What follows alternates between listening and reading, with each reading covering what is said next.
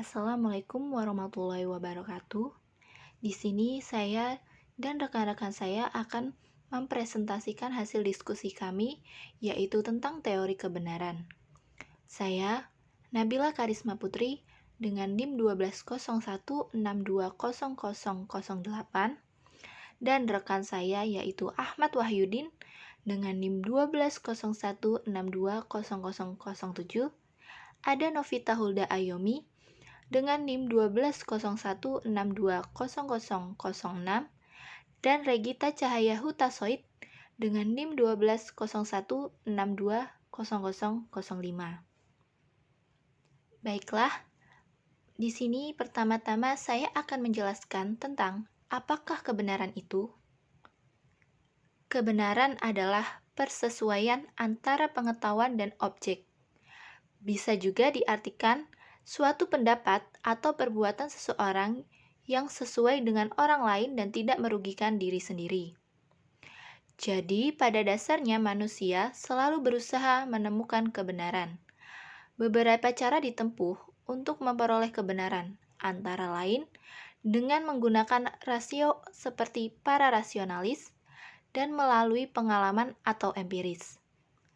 Pengalaman-pengalaman yang diperoleh manusia membuahkan prinsip-prinsip yang lewat penalaran rasional. Kejadian-kejadian yang berlaku di alam itu dapat dimengerti. Setelah kita mengetahui apa itu kebenaran, selanjutnya saya akan menjelaskan tentang jenis-jenis teori kebenaran. Jadi, teori kebenaran ini terbagi menjadi 4 jenis. Yang pertama itu ada teori korespondensi, yaitu teori yang berpandangan bahwa pernyataan-pernyataan adalah benar jika berkorespondensi terhadap fakta atau pernyataan yang ada di alam atau objek yang dituju pernyataan tersebut. Teori kebenaran korespondensi adalah teori yang paling awal, sehingga dapat digolongkan ke dalam teori kebenaran tradisional. Karena Aristoteles sejak awal atau sebelum abad modern mensyaratkan kebenaran pengetahuan harus sesuai dengan kenyataan yang diketahuinya.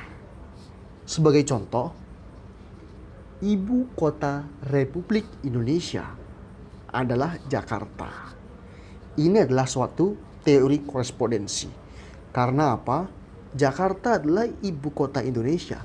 Itu adalah sebuah fakta. Lalu yang kedua ada teori koherensi atau konsistensi. Suatu pengetahuan dianggap benar menurut teori ini adalah bila suatu proses ini mempunyai hubungan dengan ide-ide dari proposisi yang terdahulu yang bernilai benar. Jadi, kebenaran dari pengetahuan itu dapat diuji melalui kejadian-kejadian sejarah atau melalui pembuktian atau matematis.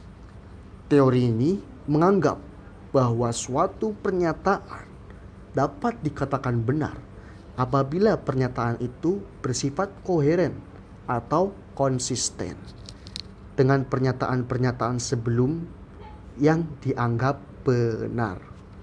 Sebagai contoh, misalnya, bila kita menganggap bahwa maksiat adalah perbuatan yang dilarang oleh Tuhan.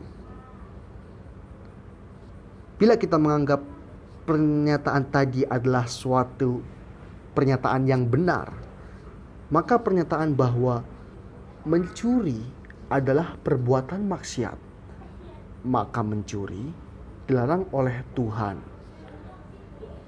Maka pernyataan tadi adalah benar pula, sebab pernyataan kedua adalah konsisten dengan pernyataan yang pertama. Selanjutnya, yang ketiga yaitu teori pragmatis. Teori kebenaran pragmatis adalah teori yang berpandangan bahwa arti dari ide dibatasi oleh referensi pada konsekuensi ilmiah, personal, atau sosial. Kemudian, menurut teori ini, proposisi dikatakan benar sepanjang proposisi itu berlaku atau memuaskan. Lalu, apa yang diartikan dengan benar adalah yang berguna atau useful, dan yang diartikan salah adalah yang tidak berguna atau useless. Oke, selanjutnya yang keempat ada teori konsensus. Teori konsensus adalah suatu teori yang dinyatakan benar jika teori itu berdasarkan pada paradigma atau perspektif tertentu dan ada komunitas ilmuwan yang mengakui atau mendukung paradigma tersebut. Masyarakat sains bisa mencapai konsensus yang kokoh karena adanya paradigma. Sebagai komitmen kelompok, paradigma merupakan nilai-nilai bersama yang bisa menjadi determinan penting dan perilaku kelompok, meskipun tidak semua anggota kelompok menerapkannya dengan cara yang sama. Baiklah, tadi saya sudah jelaskan bersama rekan-rekan saya apa itu teori kebenaran, dan dari penjelasan tersebut dapat ditarik kesimpulan bahwa kebenaran merupakan persesuaian yang setia dari pertimbangan dan ide kita kepada fakta pengalaman atau kepada alam seperti adanya.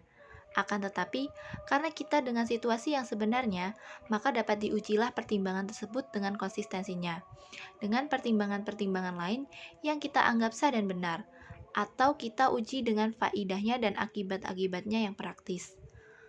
Uraian dan ulasan mengenai berbagai teori kebenaran di atas telah menunjukkan kelebihan dan kekurangan dari berbagai teori kebenaran. Sekian presentasi dari kelompok kami. Wassalamualaikum warahmatullahi wabarakatuh.